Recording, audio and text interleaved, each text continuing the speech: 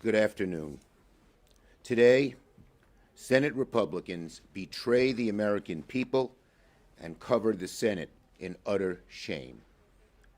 They betrayed the American people and covered the Senate in utter shame. In one fell swoop, Republicans passed the biggest tax break for billionaires ever seen, paid for by ripping away health care from millions of people and taking food out of the mouths of hungry kids. This is not a big, beautiful bill at all. That's why I moved on the floor to strike the title. It is now called The Act. That's all it's called. But it is really the big, ugly betrayal, and the American people know it. This vote will haunt our Republican colleagues for years to come. Because of this bill, tens of millions will lose health insurance. Millions of jobs will disappear. People will get sick and die. Kids will go hungry, and the debt will explode to levels we have never seen. All so that the billionaires and corporate special interests get a permanent tax break. This bill is so irredeemable that one Republican literally chose to retire rather than vote yes and decimate his own state. But there were many, many senators who felt like he did. They knew how bad it was for their states, but they didn't have the courage, they didn't have the backbone to vote with the people of their states. They voted in obeisance to Donald Trump and his billionaire buddies because, as one of the senators said, we are all afraid, speaking of the Republican senators. One other thing of note, after the back and forth we saw the past 30 hours, those backroom deals, sweetheart negotiations, we found out that Senate Democrats successfully fought a provision that the Senate Republicans were using to try and get Senator Murkowski's vote. The Medicaid provision in question was a handwritten parenthetical notation, not even disclosed to the Dems, that created a special new preference for Alaska. We fought and we won. This is a polar payoff, and it should not have stood, and it didn't. And let me say this. On the Republican side, when the bill passed, there was a bit of somberness that I don't think was expected. And that's because they knew deep in their hearts how bad this bill is for them, their states, and the Republican Party. They knew that following Trump would be a very, very bad move for the good of the country and for the Republican Party. When people start losing their Medicaid, when they start losing their jobs, when their electric bills go up, when their premiums go up, when kids and parents lose SNAP funding, the people of America will remember this vote. The American people will remember the Republican betrayal. And Americans will pay the price for this perfidy for generations. Generations. So, we Democrats fought very, very hard. We won a remarkable number of cases with the parliamentarian over and over and over again. We broke through with the American people, who by a 2-to-1 margin don't like this bill. And because of our relentless focusing on a simple, unified message, billionaires win, families lose, that the Republicans are taking away your health care to give a tax break to billionaires, it has sunk in with the American people, and it will remain. And our battle is not over.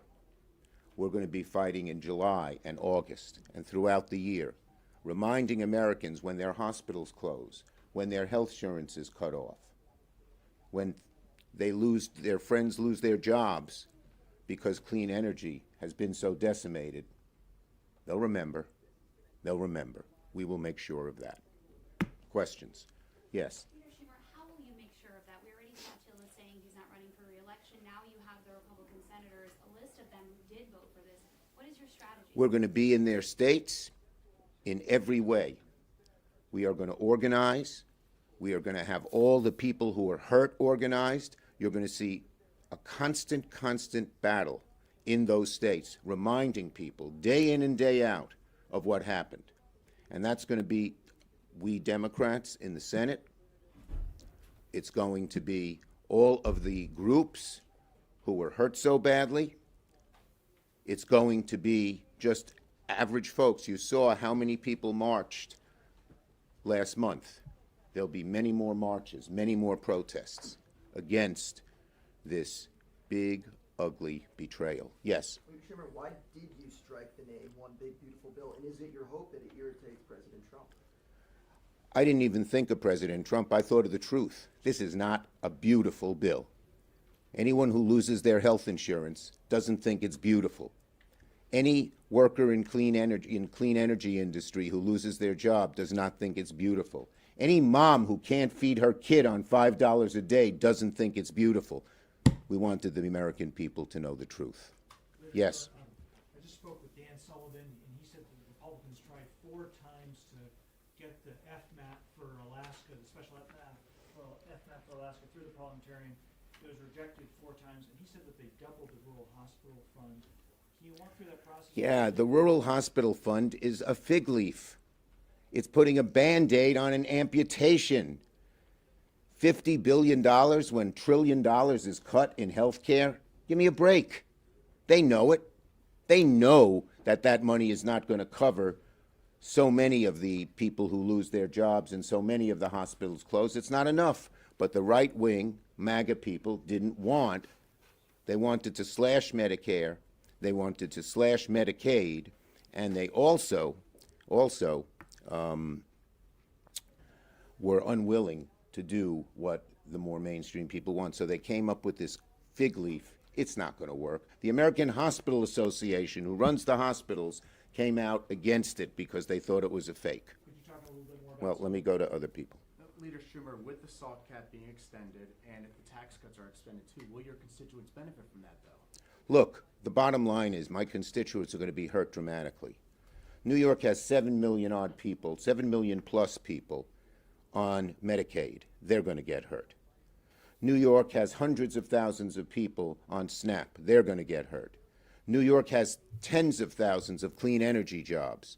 Many of them will be gone. They're going to get hurt. So this bill is very bad for New York and very bad for America. It's bad for every state. Ask Tom Tillis. Yes. That's my question.